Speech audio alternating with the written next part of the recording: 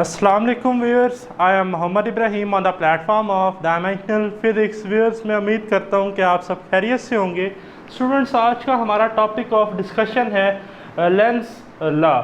तो स्टूडेंट्स के लिए ये एक इंतहाई मुश्किल टॉपिक, अक्सर स्टूडेंट ये समझते हैं कि जी ये तो हमें समझ नहीं आया, ठीक है जी, इसके जो कंसेप्ट हैं वो हमें समझ ही नहीं आते। तो भाई ये कोई बिल्कुल भी मुश्किल टॉपिक नहीं है, ये बड़ा ही आसान जो है वो टॉपिक है, ठीक है जी। और इसकी स्टेटमेंट में ही इसकी जो डिटेल है वो गिवन है। तो जस्ट मैं आज आपको इसके बारे में बताऊंगा, तो घबराने की, परेशान होने की कोई ज़रूरत नहीं है। बड़ा शॉर्ट सा हमारा लेक्चर है और कोशिश कीजिएगा कि आपने जो लेक्चर है उसे, ठीक है जी, एंड तक जो है वो सुनना है। तो टॉपिक है लेंजेस लॉ, ठीक है जी। सबसे पहले तो स्टूडेंट ज़रा इधर देखें कि ये फ्राडे लॉ की स्टेटमेंट है, E is equal to minus N delta phi over delta t, के rate of change of magnetic flux will induce EMF। तो इससे प्रीवियस लेक्चर में मैंने आपको बताया कि जो नेगेटिव साइन है इसको लेंज ने एक्सप्लेन किया, ठीक है जी। तो अब ये नेगेटिव साइन क्या बताता है, तो सबसे पहले तो आए लेंज की तरफ कि लेंज एक रशियन फिजिस्ट था, ठीक है जी, हेनरिच लेंज। 1834 में इसने डायरेक्शन ऑफ इंड्यूस EMF जो है वो बताई बाय लेंजेस लॉ। स्टेटमेंट क्या है, the direction of induced current is always so as to oppose the change which cause the current. क्या लिखा कि जो आपके पास डायरेक्शन है इंड्यूस करंट की वो हमेशा, ठीक है जी, अपोज करेगा जिस वजह से इंड्यूस करंट जो है वो प्रोड्यूस हो रहा है। और किस वजह से प्रोड्यूस हो रहा है? Due to change in magnetic flux, क्योंकि इससे EMF है और अगर क्लोज सर्किट होगा तो उससे करंट होगा, ठीक। तो अब आप ज़रा इधर देखें कि सिंपल मेरे पास एक एक्सपेरिमेंट है, ये एक बार मैग्नेट है, ठीक है जी, जिसकी अपनी मैग्नेटिक फील्ड है B, और ये मेरे पास एक करंट कैरिंग कॉइल है जो कि सेंसिटिव गैल्वेनोमीटर के साथ लगी हुई है। और इस कॉइल में जो EMF इंड्यूस होगी उसे हम कहेंगे इंड्यूस EMF, ठीक है जी। तो आप सिंपली ऐसे समझ लें कि ये है हमारा applied magnetic field, applied B, और ये वाला कौन सा है?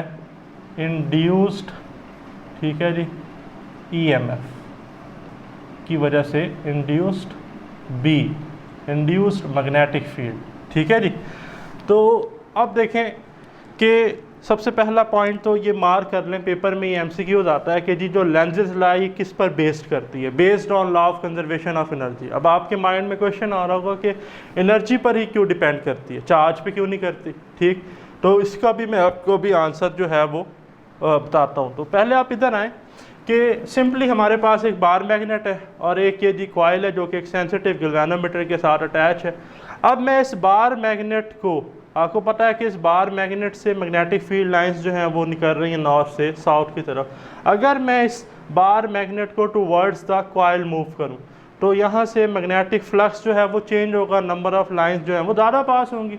तो जब मैग्नेटिक फ्लक्स चेंज होगा तो मैग्नेटिक फ्लक्स चेंज होने की वजह से इस कॉइल में क्या प्रोड्यूस होगी? Induce EMF। और लेंस ये कहता है कि जो इंड्यूस EMF इसमें प्रोड्यूस होगी वो इस कॉइल के चेंज को अपोज करेगी। मीन कि अब यहाँ था बार मैग्नेट का नॉर्थ पोल, तो यहाँ पर जो magnetic field, induce magnetic field setup होगी वो कुछ इस तरह से होगी कि इसको रोके। तो हम तो इसको टूवर्ड्स द कॉइल मूव कर रहे हैं, तो वो इसको रोकने के लिए यहाँ पर कौन सा जनरेट करेगी? पोल नॉर्थ, ताकि नॉर्थ को क्या करें? रिपेल। सवाल ये पैदा होता है कि इसने इसको अपोज क्यों किया, ठीक है जी।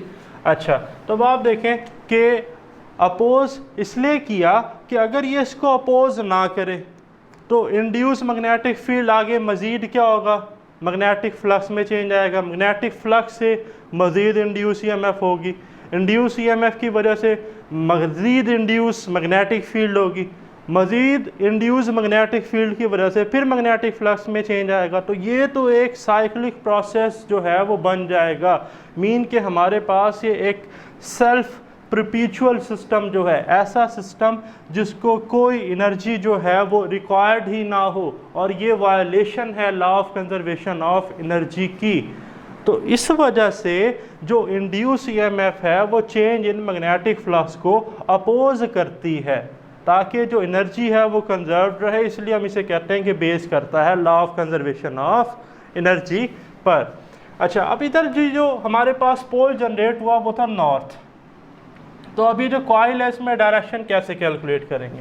देखिए, राइट हैंड रूल सिंपल कि अपने थंब को पॉइंट आउट करें नॉर्थ की तरफ, और कर्लिंग फिंगर्स जो हैं वो किसकी डायरेक्शन प्रोवाइड करेंगी? करंट की। अब करंट देखना कैसे है, ये बड़ा इंपॉर्टेंट पॉइंट है। देखें, फिंगर्स इस तरह से कर्ल हो रही हैं, आपका जो ऑब्जर्वर है वो टूवर्ड्स द बार मैग्नेट की तरफ से आपने डायरेक्शन ऑब्जर्व करनी है। मीन्स कि यहाँ पर है, ठीक है जी, नॉर्थ पोल, ये मेरी फिंगर है, तो मैं यहाँ से अपनी फिंगर्स देख रहा हूँ, ये फिंगर्स इस तरफ जा रही हैं, ठीक है जी, against the clock, mean anticlockwise. आपको इधर से देखें तो ये नॉर्थ, इधर अगर ये आ रही हैं फिंगर्स, ठीक है, एंटी क्लॉक वाइज, तो डायरेक्शन कौन सी होगी? Anti clock wise. बट अगर मैं इस बार मैग्नेट को away from the coil move करूं, ठीक है जी, अवे फ्रॉम द कॉइल से दूर, तो यहाँ पर नॉर्थ था, ठीक है, यहाँ पर अब स्टिल मैग्नेटिक फ्लक्स, पहले कुछ मैग्नेटिक फील्ड लाइंस पास हो रही थी, जैसे ही वे मूव करूँगा वो कुछ ना कुछ कम होंगी, मैग्नेटिक फ्लक्स में चेंज आएगा। मैग्नेटिक फ्लक्स में जब चेंज आएगा तो मैग्नेटिक फ्लक्स जो है, ठीक है जी, वो क्या करेगा? इंड्यूस ईएमएफ प्रोड्यूस, और इंड्यूस ईएमएफ उस फ्लक्स को अपोज करेगी। कैसे? अब हम इसे दूर मूव कर रहे हैं, ये इसका जो इंड्यूस ईएमएफ है, मीन के इंड्यूस मैग्नेटिक फील्ड, वो चाहेगी कि इससे दूर ना जाए, तो वो यहाँ पर क्या जनरेट करेगी? साउथ, ताकि नॉर्थ और साउथ एक दूसरे को क्या करें? अट्रैक्ट करें, ठीक है जी। तो अब यहाँ पर क्या जनरेट हुआ है? साउथ। तो अब जो है इस साइड पर क्या होगा? नॉर्थ, ठीक है जी। तो अब जो है करंट की डायरेक्शन क्या होगी? देखें, थंब को कहाँ पॉइंट करना है? नॉर्थ की तरफ। कर्लिंग फिंगर्स इसकी डायरेक्शन बताएंगे करंट की। तो ये ज़रा इधर से देख लें, आपको सही पता चल जाएगा कि ये किस तरफ है, क्लॉकवाइज डायरेक्शन। तो करंट की डायरेक्शन क्या होगी जी? क्लॉकवाइज। तो ये आज का हमारा टॉपिक ऑफ डिस्कशन था। अगर आपका कोई क्वेश्चन है इस टॉपिक से रिलेटेड तो कमेंट्स में ज़रूर डिस्कस कीजिएगा। स्टे ब्लेस्ड, अल्लाह हाफिज़।